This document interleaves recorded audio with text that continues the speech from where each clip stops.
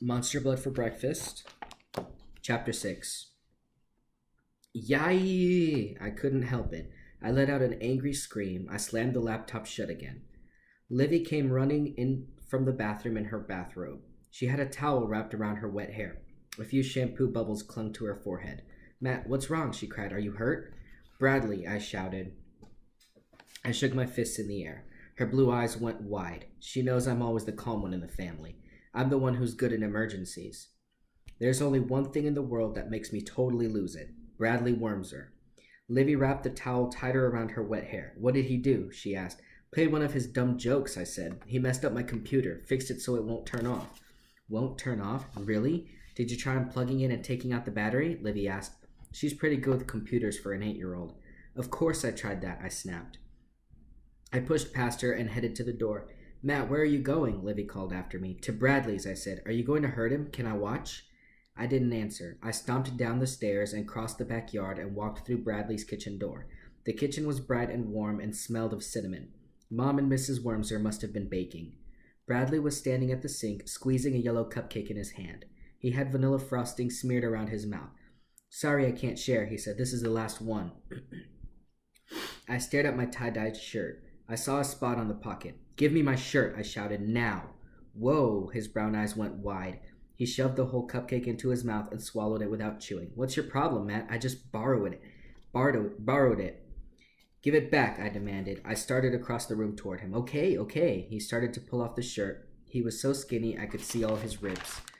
What did you do to my computer? I asked. Did you think that was funny? He handed me the shirt. Excuse me? You messed with my computer, I said. One of your stupid jokes. You fixed it so I can't turn the thing off.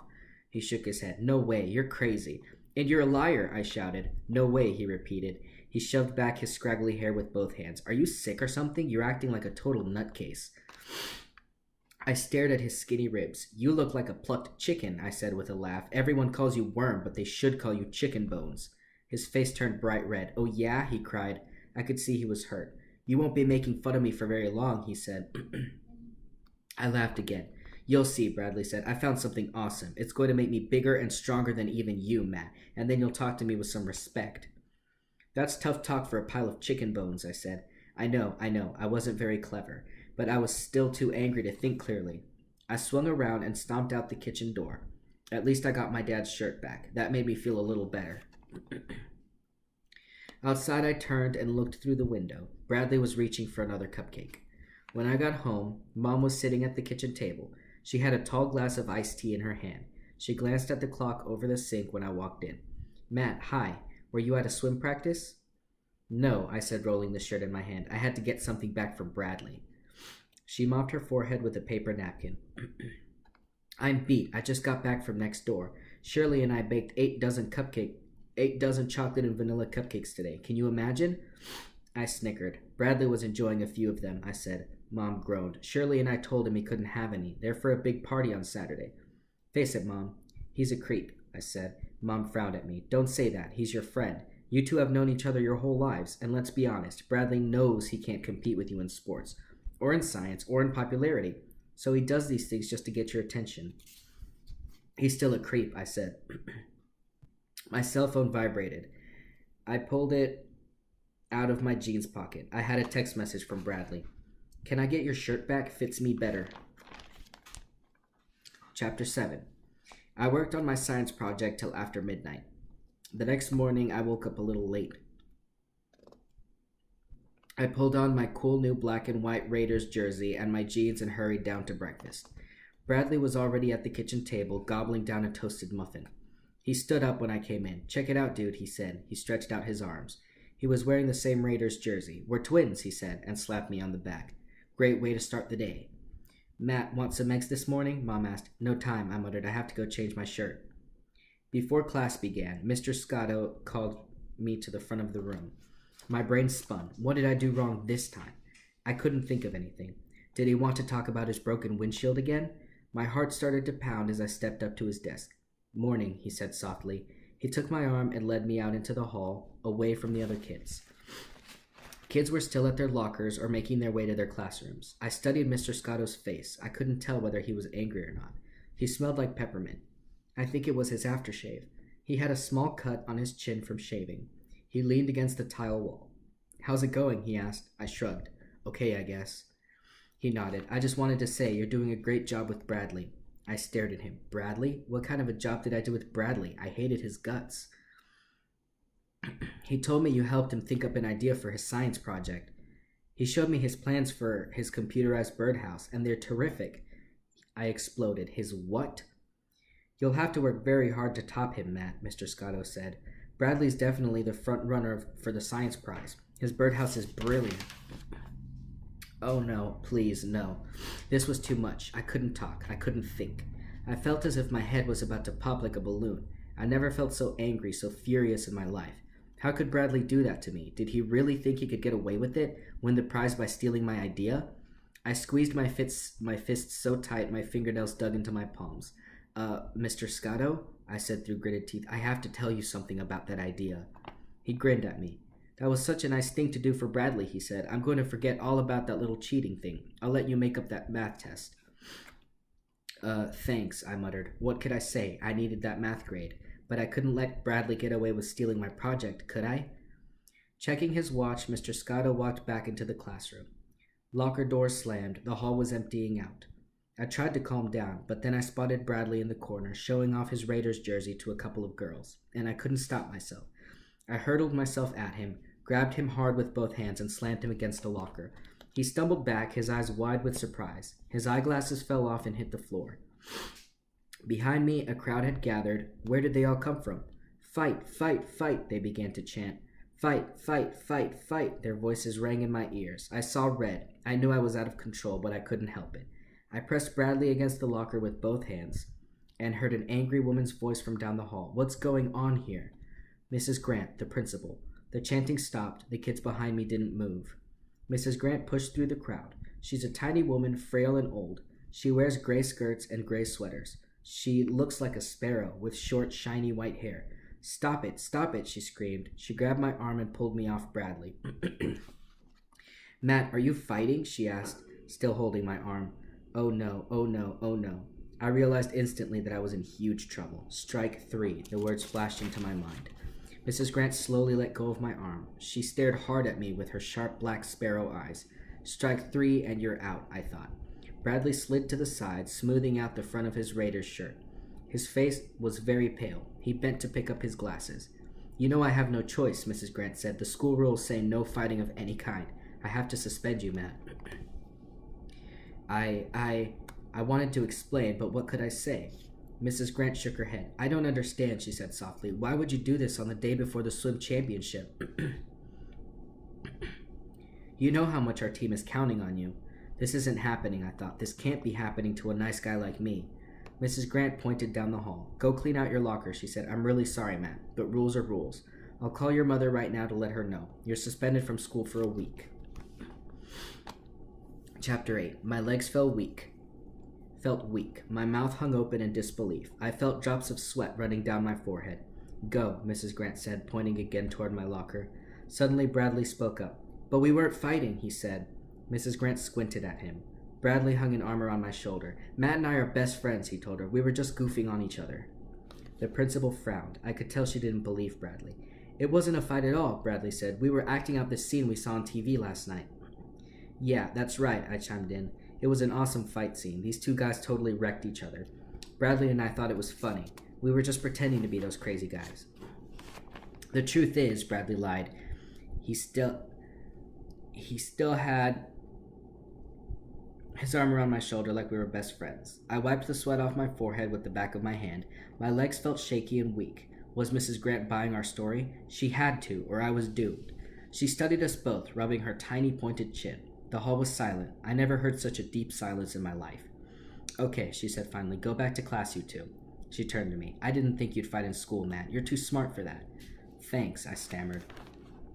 She started back toward her office. No more violent TV shows, she called back. You guys should watch the National Geographic Channel instead. Keep you out of trouble.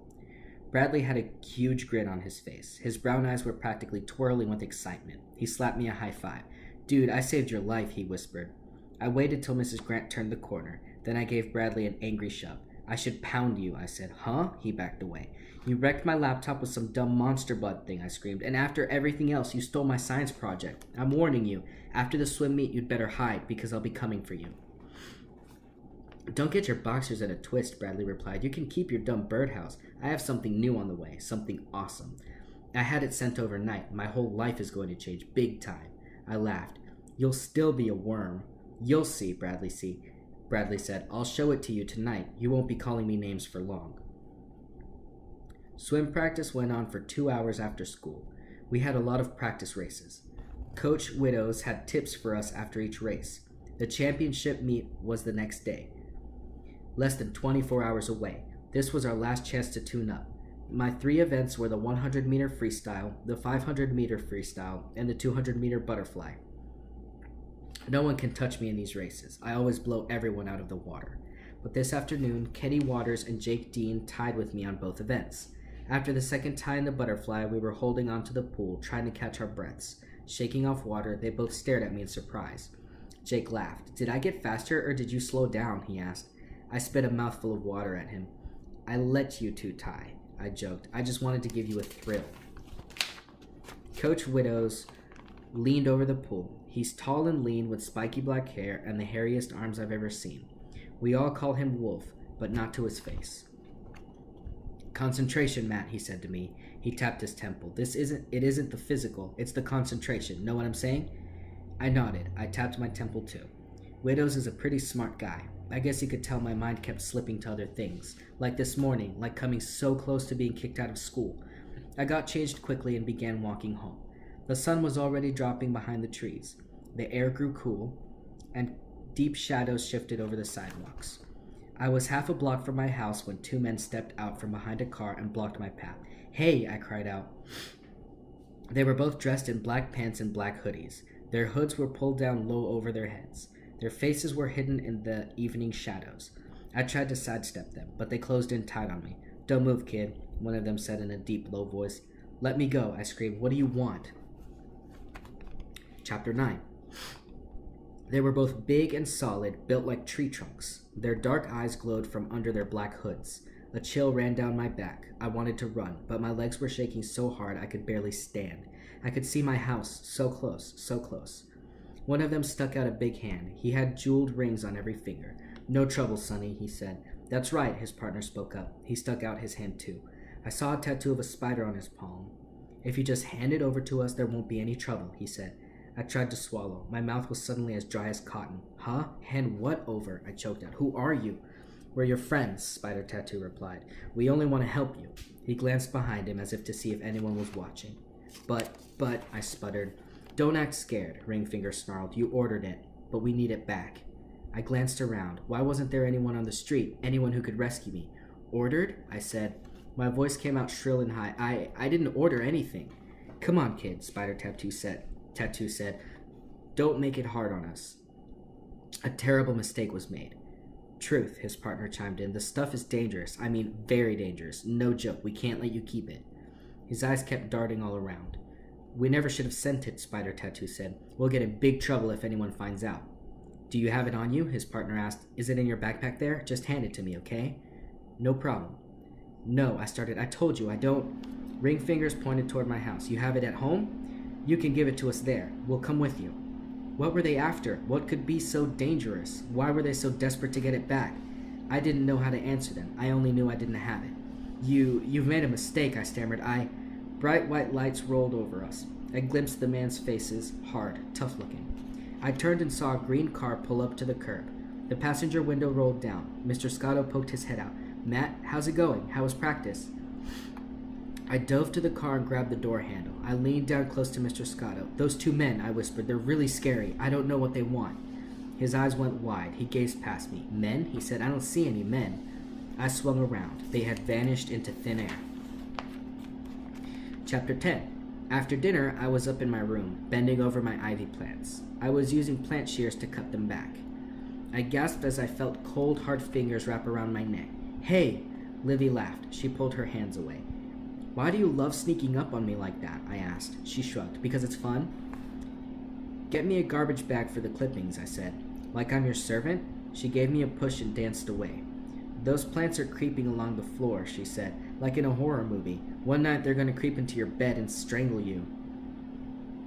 Livy has a good imagination. If they get really long, they'll reach to your room, I said.